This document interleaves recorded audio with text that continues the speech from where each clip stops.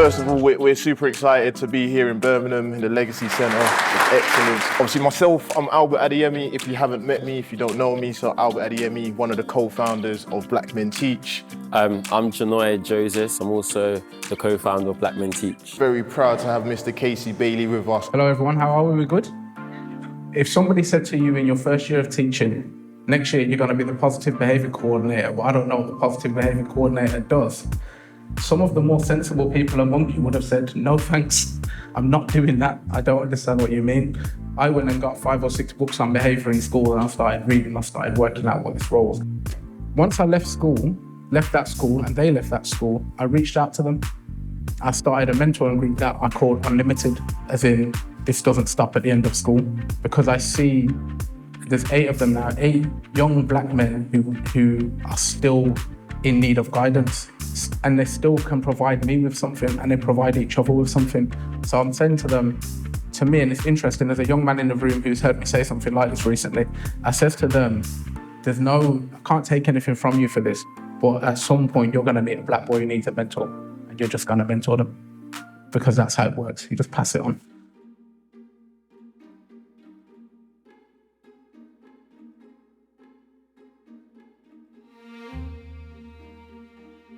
How many of us are working past, our 8 to 4 or our 8 to 5? Yeah? Right.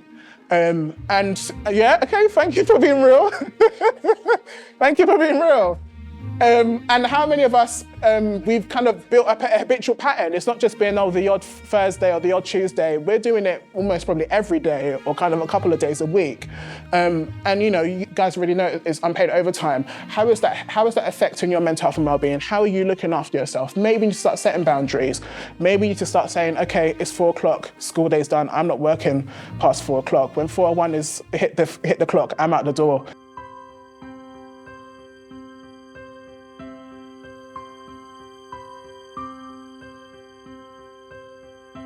What are some of the challenges you faced when trying to navigate leadership? Lack of coaching, mentorship, the unconscious bias, waiting too long to be ready. What are your thoughts on overcoming the unique challenges that black teachers face getting to and in leadership? So we've had a chat about some of the issues and some of the barriers. And remember, this isn't an easy fix because it would have happened already.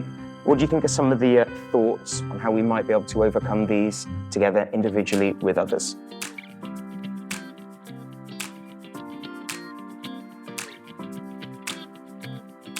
For myself, it's less about improving representation. It's more about understanding the nuances within a lack of representation. So why is there a lack of representation? And a 2% or 3% of teachers that are in the industry, what are their experiences like? It's not why.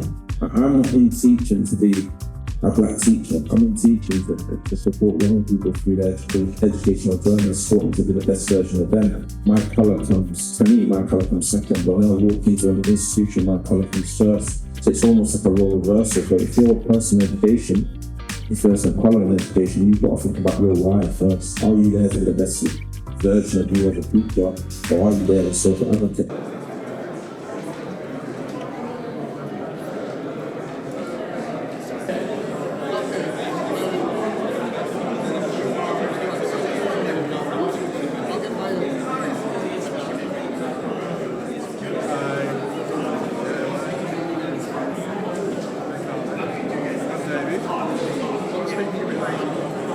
Why do you need to have a personal brand now? Why? I tell you why. Because we're now living in a place, in a society where our brand makes the decisions for us. 95% of decisions that are made about you are when you are not in the room. Whether you're going to get the job or not, whether you're going to get the promotion or not, whether they're going to bring you into SLT or not.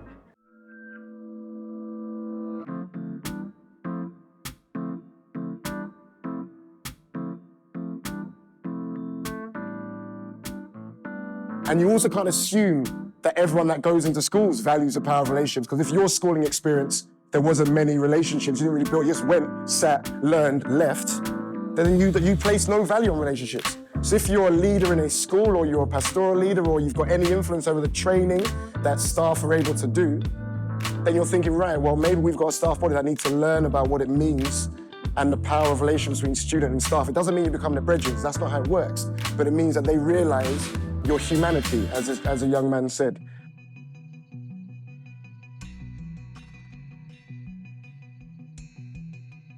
We want to see leaders like us, right? We want to go into schools and the head teachers look like us. That's what we're trying to do. We have about 8 network sessions spread out around 18 months. And what we will do in those different sessions is we're going to upskill you.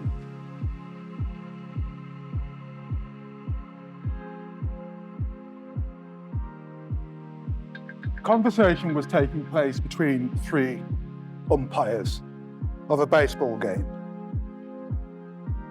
The first umpire said, "There's balls and there's strikes, and I call them the way they are." The second umpire said, "No, that's arrogant. There are balls and there are strikes, and I call them the way I see it." The third umpire said, "No, that's no better. Let's be realistic. There's balls and there's strikes, and they ain't nothing until I call them." Today I'll be talking about bias.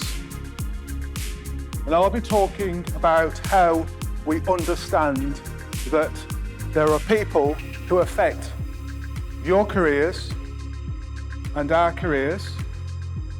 There are gatekeepers who are making decisions about what you achieve and what I achieve. We'll be talking about how we understand those gatekeepers and how we respond and control those agencies.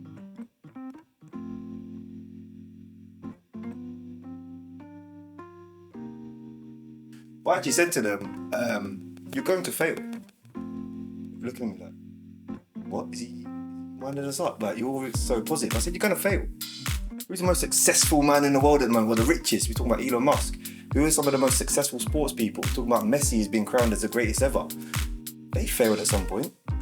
Everyone fails at some point. I'm here and you see me as a business owner of 2 businesses and this and that, and Jordan, you see all these people that you look up to and relate to. He failed. When I go through this, 92% of students, they say that you need to be intelligent and have good education. 85% you need to be fair and non-judgmental. 76% said you both need to be patient, understanding, kind, and caring. What's really, really important for me in this is that, yeah, obviously as a teacher, as an educator, to be intelligent, you need to know what you're talking about. But after that, they just want you to be a good person, pretty much. So our 4 foundations of a successful person is respect, hard working, self-belief, resilience.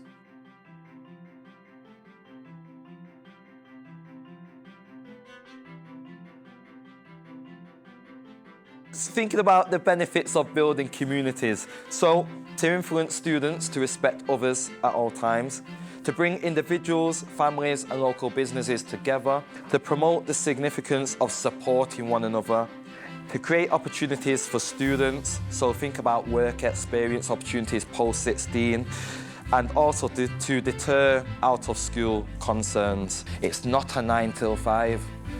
Yeah, you don't switch off. If a student is in need, then we need to be that point of call for those young people.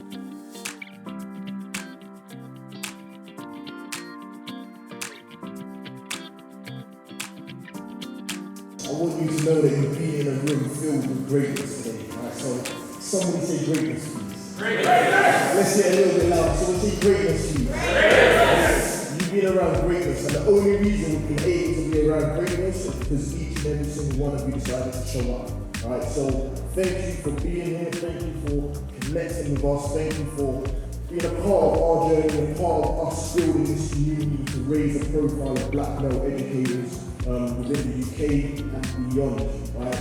one last thank you from myself, from Noy, from the BMT team. Thank you for joining us here. Thank you. It's been an amazing day.